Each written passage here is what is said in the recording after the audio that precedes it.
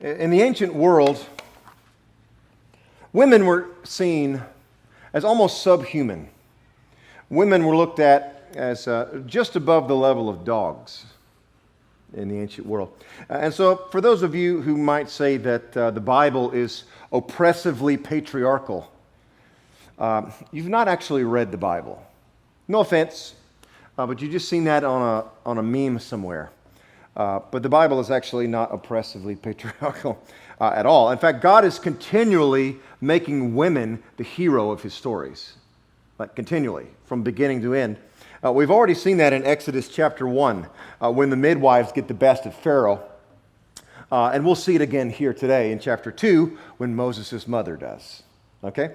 And so today, if you're new with us, we're just kind of taking verse by verse through the book of Exodus. And so today we come to Exodus chapter 2, and we're going to look at the first 15 verses of Exodus chapter 2. Before we jump in, you need to know that in a very widespread way, Hebrew mothers were finding ways to hide their boy children from Pharaoh. Okay, so Pharaoh had given the edict to kill all of the Hebrew sons, all of the Hebrew boys, and the mothers didn't just take that lying down. Okay, the Hebrew women weren't like, "Sir, yes, sir, we will kill all of our boys." No, they were being very, very active in hiding their boys, okay? But first prize for creativity goes to Moses' mother. This is pretty awesome what she does with her boy. Let's look at it. Let's look at verses 1 through 10 of Exodus chapter 2. Verse 1 of chapter 2. If you don't have your Bible with you, it's okay. The verses will be on the screen behind me. Verse 1. Now a man from the tribe of Levi married a Levite woman, and she became pregnant and gave birth to a son. When she saw that he was a fine child, she hid him for 3 months. But when she could hide him no longer, she got a papyrus basket for him and coated it with tar and pitch. Then she placed the child in it and put it among the reeds along the bank of the Nile. His sister stood at a distance to see what would happen to him. Then Pharaoh's daughter went down to the Nile to bathe, and her attendants were walking along the riverbank. She saw the basket among the reeds and sent her female slave to get it. She opened it and saw the baby. He was crying, and she felt sorry for him. "This is one of the Hebrew babies," she said. Then his sister asked Pharaoh's daughter, "Shall I go and get one of the Hebrew women to nurse the baby for you?" "Yes, go," she answered. So the girl went and got the baby's mother. Pharaoh's daughter said to her, "Take this baby and nurse him for me, and I will pay you." So the woman took the baby and nursed him. When the child grew older, she took him to Pharaoh's daughter, and he became her son. She named him Moses, saying, "I drew him out of the water." Okay, so Pharaoh's daughter names this boy Moses, which is Hebrew for out of the waters. Out of the waters. Which, if you know anything about the Exodus story, is quite the foreshadowing. It's quite the foreshadowing here. Now, what Moses' mother does with him is very cagey. And you need to know that none of this is an accident. She has planned this whole thing down to every detail. And so she puts him in a cradle boat, puts him in the banks of the Nile, right where the Egyptian women come to bathe. And just when she knows the Pharaoh's daughter will come down to bathe. And so Moses' mom was counting on something. She was counting on something. She was counting on the cuteness of babies. Okay? That's what she was counting on. You know, you don't have to be a huge fan of children in general to have your heart moved by a baby. It's just hard. You know, like, you can not like children, but man, when you see it's a tiny little baby, this tiny little human, tiny fingers and tiny toes, oh man, it does something to your heart, okay? And so Moses' mom is counting on that. She is counting on the princess's heart to go out to baby Moses, and that's precisely what happens. Precisely what happens. And I think the princess knows exactly what's going on here. She gets it, okay? She even says right here in the text, hey, this is a Hebrew child. She knows what's going on. She gets it. She knows some Hebrew mother has come up with a plan to save her baby, and the princess is totally cool with it. She's fine with it. In fact, she sees an opportunity to take this child for herself. So she's cool with this plan. And then, not coincidentally, Miriam, Moses' sister, comes up to the princess and says, hey, I can get a Hebrew woman to nurse this baby for you, if you like. And the princess loves that idea. She's like, yeah, go do that. And guess who Miriam goes to get to nurse baby Moses? Moses' own mother. Moses' own mother. You don't think this was the plan? This was the plan. Oh, and by the way, Moses' mom is going to get paid for raising him. Did you see that? This is a sweet deal, baby. Not only does she save her boy, she's going to get paid by the princess to raise him. This is amazing. I told you, first prize. She gets first prize for creativity in the way that she saves her boy. And so for the first 8 years or so of Moses' life, he is raised by his own family. It's amazing. And therefore, Moses is able to learn about his heritage and Hebrew identity. But of course, at the same time, Moses was in Pharaoh's house. This is not just an Egyptian house, it's Pharaoh's house. And there he got the greatest skills and education in the entire world. Right there in Pharaoh's home. He could not have gotten it anywhere else. Hebrews, being slaves and all, they were not allowed to get educated or get any kind of training. And so they had no access to this, but Moses did. Moses had access to the finest training and the finest education in the entire world. But this puts Moses in a weird spot. He is a prince of Egypt, but he's also a prince of Israel at the same time. And so Moses knew that one day he would have to choose between the two. He would have to choose an identity. He can't live as both forever. And one day, when Moses was about 40 years old, the decision was forced upon him. It was forced upon him. Let's look at verses 11 through 15. Chapter 2, verses 11 through 15. Verse 11. One day, after Moses had grown up, he went out to where his own people were and watched them at their hard labor. He saw an Egyptian beating a Hebrew, one of his own people. Looking this way and that, and seeing no one, he killed the Egyptian and hid him in the sand. The next day he went out and saw two Hebrews fighting. He asked the one in the wrong, "Why are you hitting your fellow Hebrew?" The man said, "Who made you ruler and judge over us? Are you thinking of killing me as you killed the Egyptian?"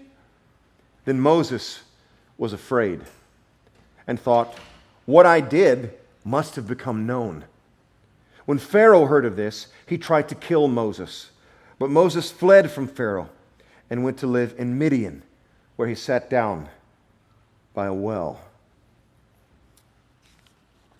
So, when the moment came for Moses to choose an identity, he chose Israel. But he chose in a very sinful and stupid way. This is like the stupidest way Moses could have gone about this. But that's what he did. He murdered an Egyptian. Now, a pagan prince is allowed to lose his temper and kill a citizen. It happened all the time. Okay?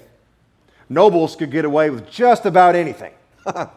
And so at most, Moses was in line for maybe a slap on the hand. Now, don't murder the citizenry. Okay, go on about your day. That's what he was in for. About a slap on the wrist was about, he could have just made up some story about, this guy was talking smack to me and I had to blah, blah, blah.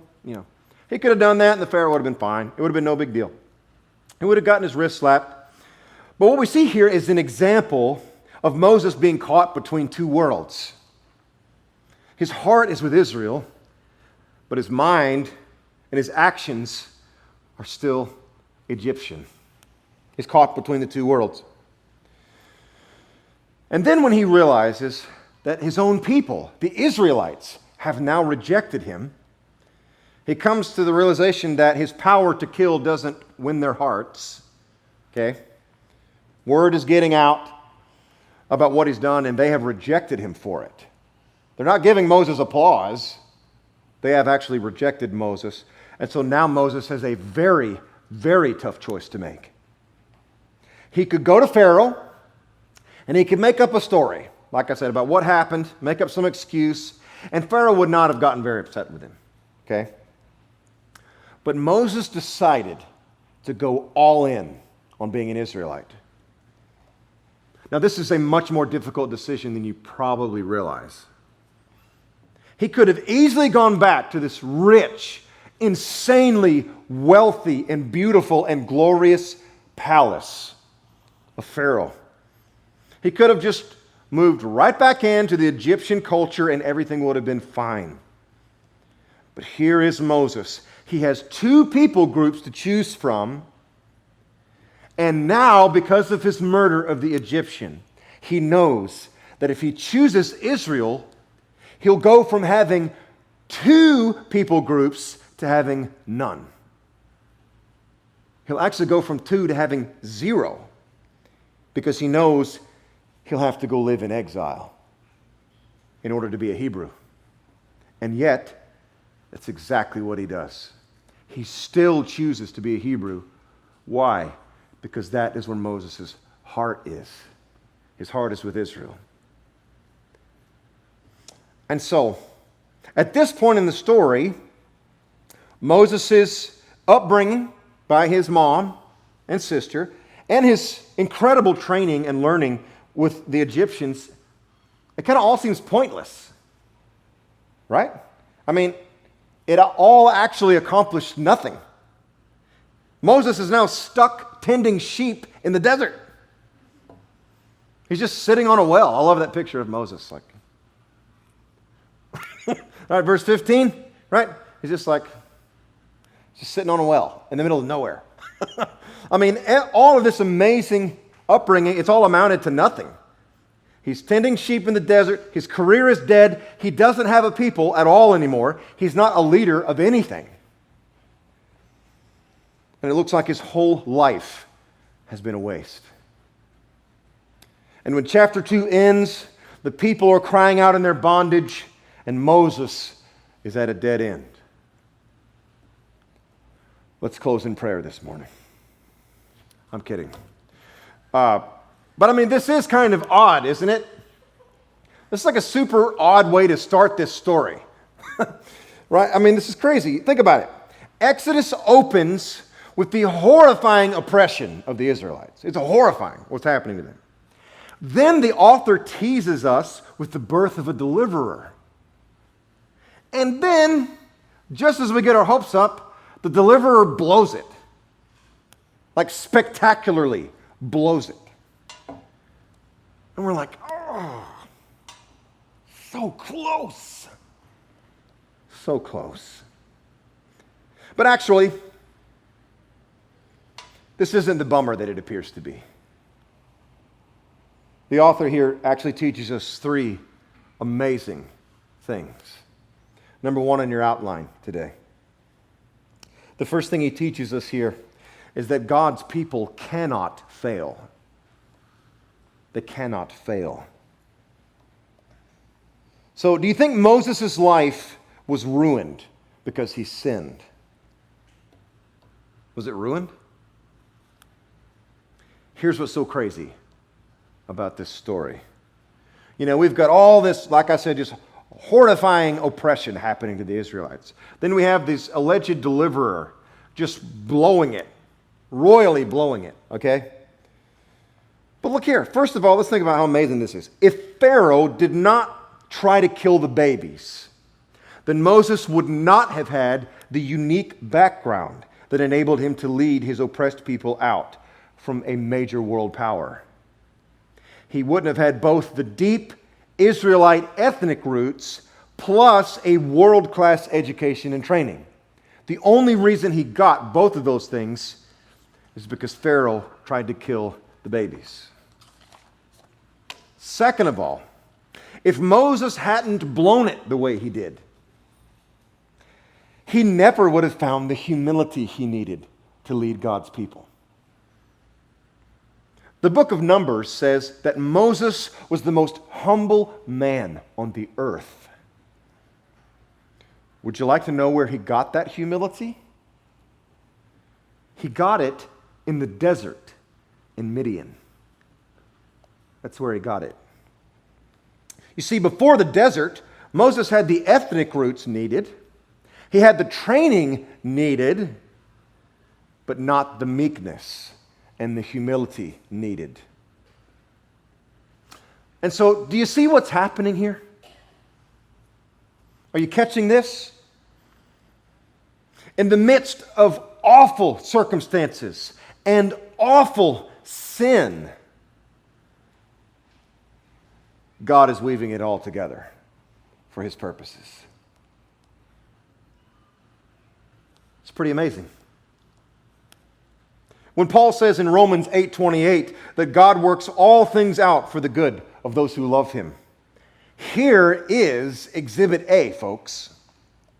Here's Exhibit A. Hear me this morning. You can't muck up your life. You can't do it. Oh, you will try. Oh, you will try. World's worst, right here. You won't believe how hard I've tried to muck up my life. Woo! Ask my mama, ask my wife. Wow. I have tried to muck up my life, and I haven't been able to do it. Why? Because I can't. Nothing can. Nothing can muck up my life. I cannot fail. And you can't either. Circumstances can't derail you, and sin can't derail you. It cannot. In fact, that's what it means to be a Christian. Okay? It's actually what it means. Being a Christian means when you win, you win. And when you lose, you win. That's what it means. God is always faithful to His people, even when they are not faithful to Him. Even when they suffer, even when they sin. He is faithful. And God is weaving everything in your life together for your good and for His glory. Everything. Everything. Every sin, every heartache, every tear, every failure, everything. He's weaving it all together for your good and for His glory. Oh, now you can't see this happening. You can't see it. You can't feel it. You're not aware of it, okay? But it is happening.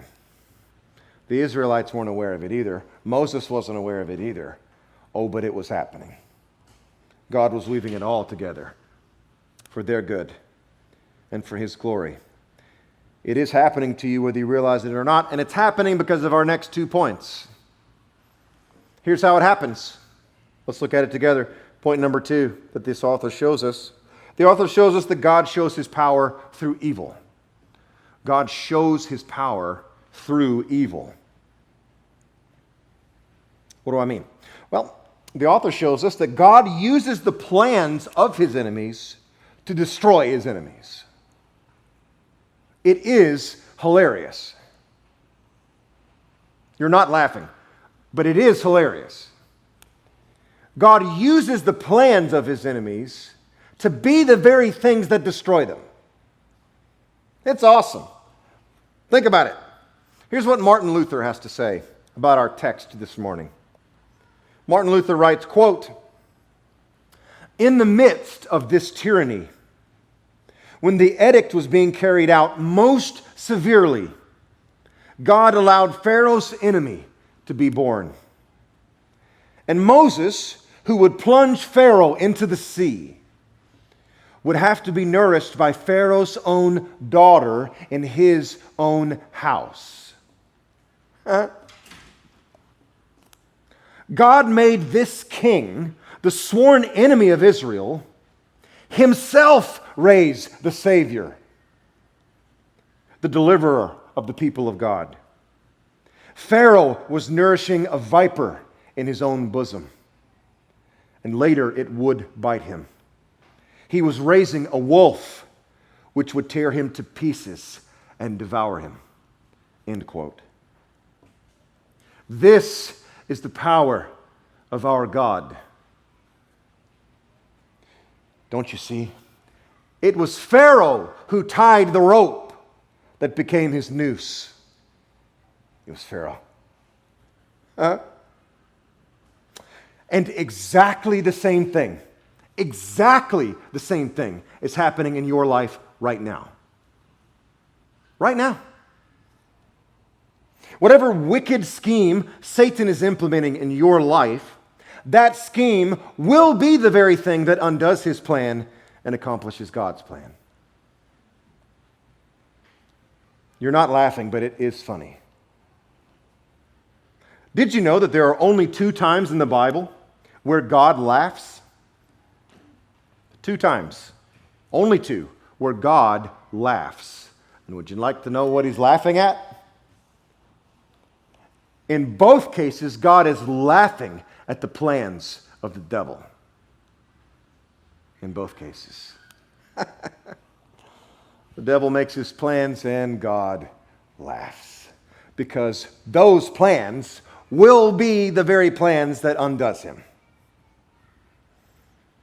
And God thinks that's funny. I do too. You don't, but I do. I think it's awesome.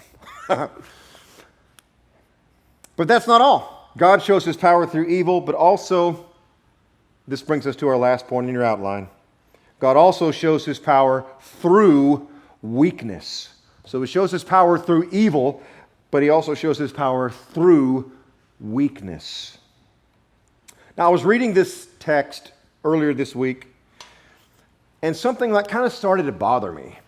I had to scratch my head a little bit and think really hard on this. Because, here's what bothered me. At first glance, it appears that God squandered a golden opportunity with Moses. Okay?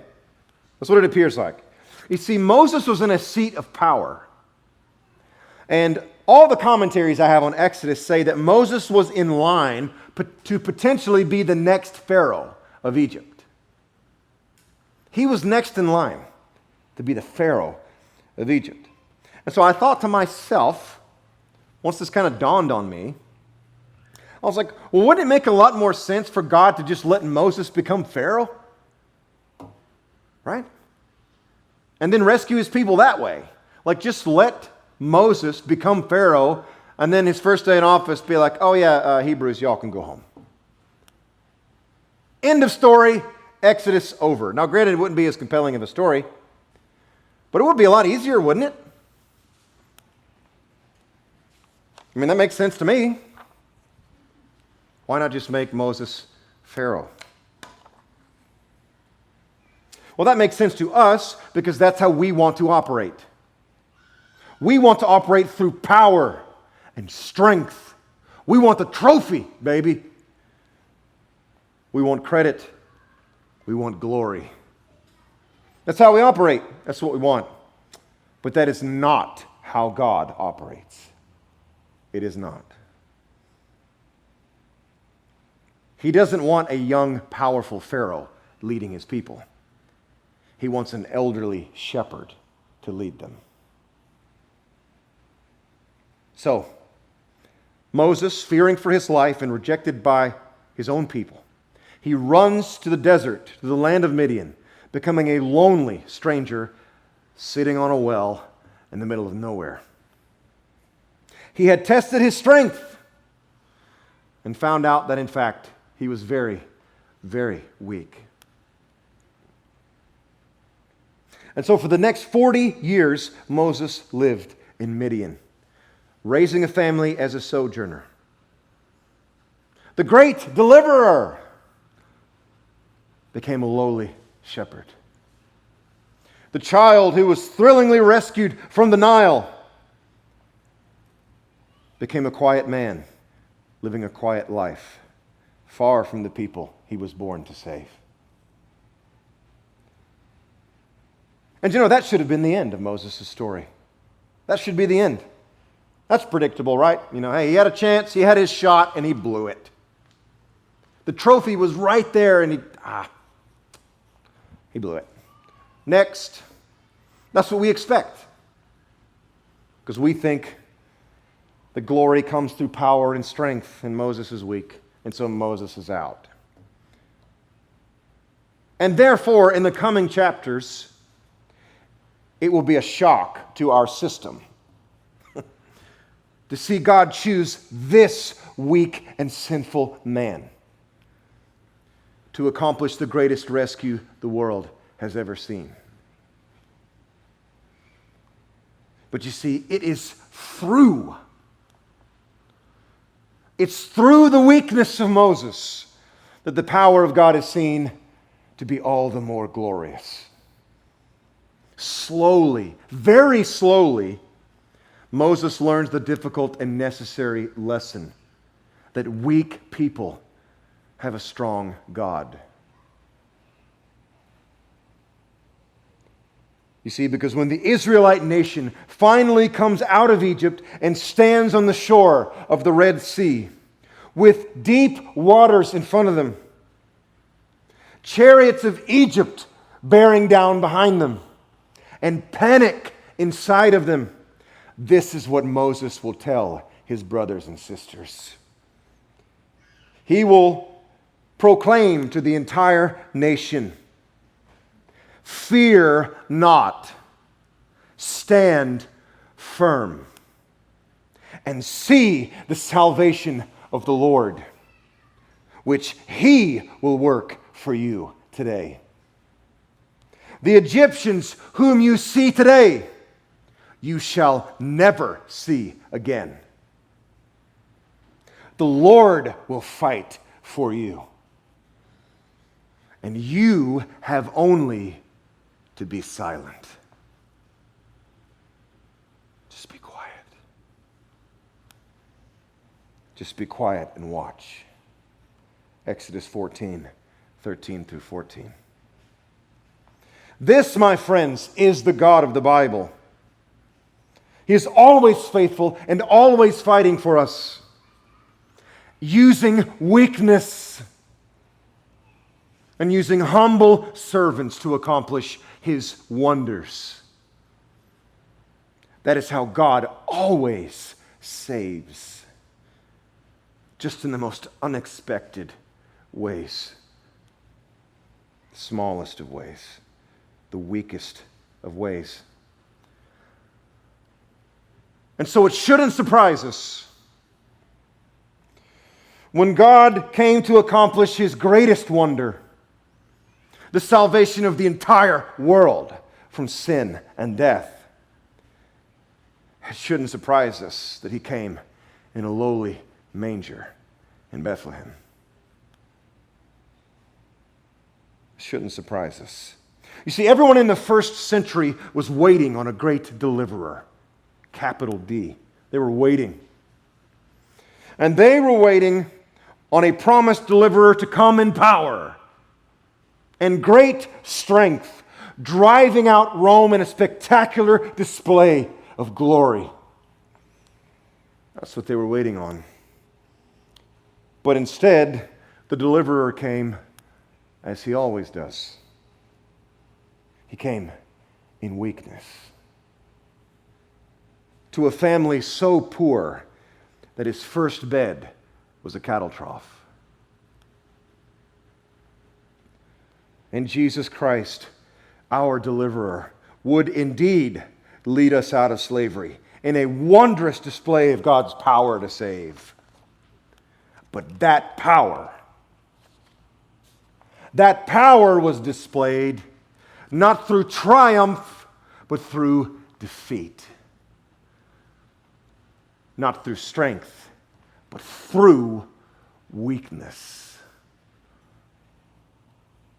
In the bloodied and beaten and crucified body of Jesus on the cross, we see the ultimate picture of defeat and weakness. But my friends, that defeat, that weakness was the very means which God purchased us and brought us into His forgiveness and into His new life in His kingdom. It was through the blood and broken body of Jesus that we were delivered out of slavery to sin and brought into freedom in Christ. It was through defeat and weakness. I mean, who would have ever thunk this? Who would have ever made this up? That instead of using power and coercion to deliver us, God instead used death. Oh, not our death. Not Roman death. No, He used the death of His Son to deliver us. Oh, but of course, death couldn't hold Him. Death couldn't hold Him. You see, on the third day, Jesus was raised to glorious life by the power of God. And the Apostle Paul says that exact same power is at work in you today, right where you sit. The exact same power that rose Christ from the dead is at work in you today. And you respond and you say, well, I don't feel that. What do you mean, preacher? I don't feel resurrection power. If anything, I feel weak and sinful and needy. Yeah, that's the whole point. That's the whole point. God's power works through weakness. Resurrection power comes through defeat and weakness. That's what Jesus taught Paul. You know, when Paul was feeling weak and he prayed to Christ, 3 times he prayed for Jesus to remove the weakness from him, and Jesus responded, "No. No, I will not.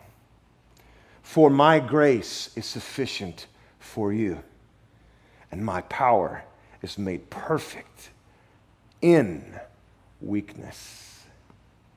In weakness. Now, this makes no sense to us because we're people with trophy cases. We're winners, dadgummit.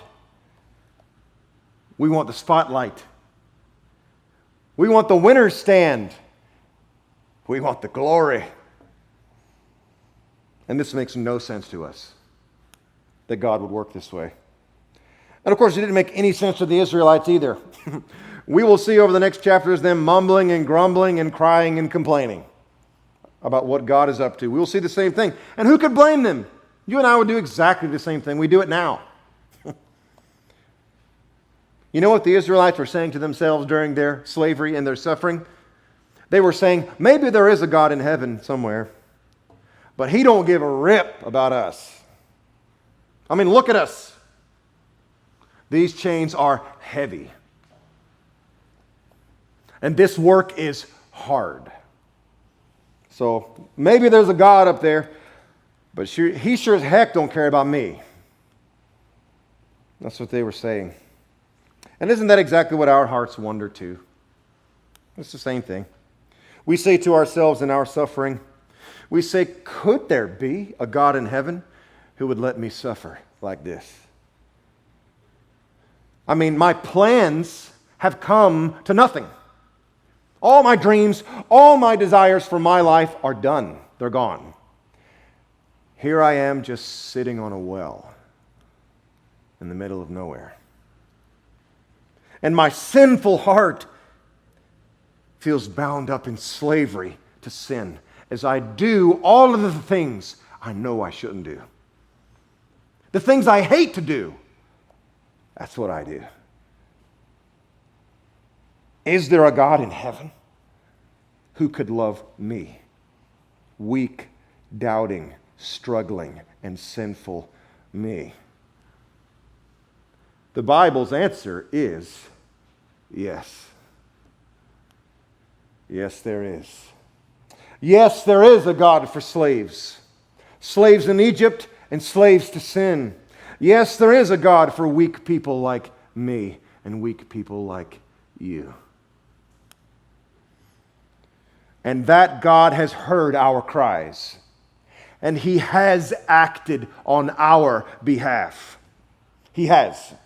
To Israel He came as Yahweh to free those in slavery and lead them to Himself. And to us He came as Jesus in a manger to free us from slavery to sin and lead us to Himself. He has acted on our behalf. And so in your struggles and grief, in your groaning and doubting, in your weakness and failure, you have a God who loves you and who has acted already on your behalf. Jesus Christ, who died in weakness and now lives by the power of God, is faithful to deal with us just as He did with Moses, showing us our inability to save ourselves. Don't you know that's what your desert is all about? It's to prove to you that you cannot save yourself. He's showing you that. In His great mercy, He's showing you that. And at the same time, He is declaring to you His intention to save and sanctify you by His own grace, by His own power, by His own will, not yours. He intends to save you by His grace and His grace alone, because His grace is sufficient for you. So, you say that you are weak and sinful, and I say, thank God. Whew. Thank God, for He is the friend of sinners, and His power is made perfect in weakness.